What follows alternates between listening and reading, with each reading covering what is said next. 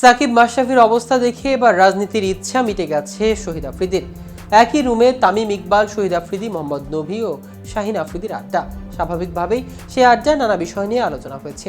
হঠাৎ উঠেছিল রাজনীতি নিয়েও কথা। প্রশ্নটা অবশ্য করেছিলেন টাইগার ক্যাপ্টেন তামিম ইকবাল। আলোচনার এক পর্যায়ে পাকিস্তানের সাবেক অধিনায়ক শহীদ আফ্রিদির কাছে তামিম জানতে চেয়েছিলেন রাজনীতিতে নামার ইচ্ছা আছে কিনা। জবাবে তিনি বলেন, তোমাদের অবস্থা যা দেখছি তাতে আমার ইচ্ছা নেই। কিন্তু কোন অবস্থার কথা বলল আফ্রিদি? কেন রাজনীতির মাঠে নামতে বুক কাঁপছে এই পাকিস্তানি তারকার? তাই নিয়ে বিস্তারিত থাকছে আজকের প্রতিবেদনের বাকি অংশে। কেটিভি ক্রিকেট চ্যানেল থেকে আপনাদের সাথে আছি আমি মাহমুদুর রহমান সিয়া। টিম হোটেলে মোহাম্মদ নবীর রুমের দিকে যাচ্ছিলেন শহীদ আফ্রিদি। যাওয়ার পথে তামিমের সঙ্গে দেখা হয়ে যায় পাকিস্তানের সাবেক এই ক্রিকেটারের। এরপর নবীর রুমে আড্ডা বসালেন তারা।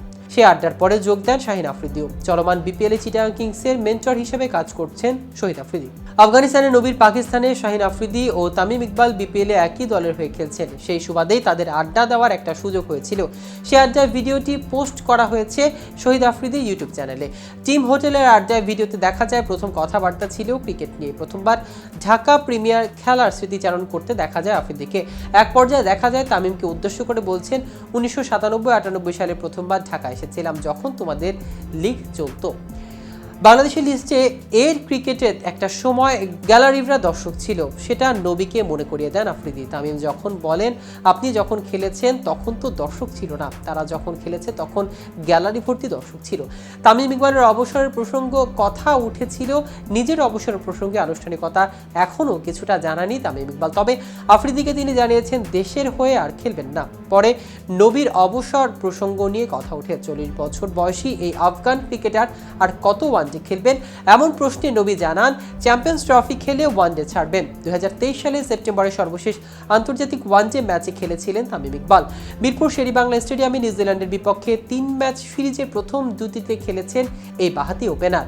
সে বছর এপ্রিলে আয়ারল্যান্ডের বিপক্ষে সর্বশেষ টেস্ট ম্যাচ খেলেছেন তিনি। টি-20 থেকে অবসর নিয়েছেন আগেই।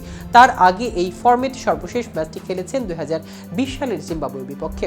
আড্ডা চলাকালীন সময় এক পর্যায়ে হুট করে আফ্রিদির কাছে তামিম জানতে চান তার রাজনীতিতে আসার ইচ্ছা আছে কিনা। আফ্রিদি হাসতে হাসতে বলেন, তোমাদের যে অবস্থা দেখছি তাতে আর ইচ্ছা নেই। বাংলাদেশের রাজনীতির সঙ্গে জড়িয়ে এই মুহূর্তে দেশের ক্রিকেট থেকে দূরে আছেন সাকিব আল হাসান ও মাশরাফি বিন মুর্তজা। দুজনেই তৎকালীন ক্ষমতাসীন দল আওয়ামী লীগ থেকে সংসদ নির্বাচন করেছিলেন। ছাত্র জনতার অভ্যুত্থানে গেল আগস্টে ক্ষমতাচ্যুত হয় আওয়ামী লীগ। এরপর এখন পর্যন্ত দেশে ফিরতে পারেনি সাকিব আল হাসান। অন্যদিকে চলমান বিপিএল সিলেট স্ট্রাইকার্সের নামে খেললেও ফ্র্যাঞ্চাইজিটির কোনো কার্যক্রমে দেখা যাচ্ছে না মাশরাফিকে। তো ভিউয়ার্স, ভিডিওটি সম্পর্কে আপনাদের কোনো মতামত থাকলে আমাদের কমেন্ট করে জানাতে পারেন। সাথে সাথে নিয়মিত ক্রিকেট আপডেট পেতে কেটিভি ক্রিকেটের সাথেই থাকুন। ধন্যবাদ সবাইকে।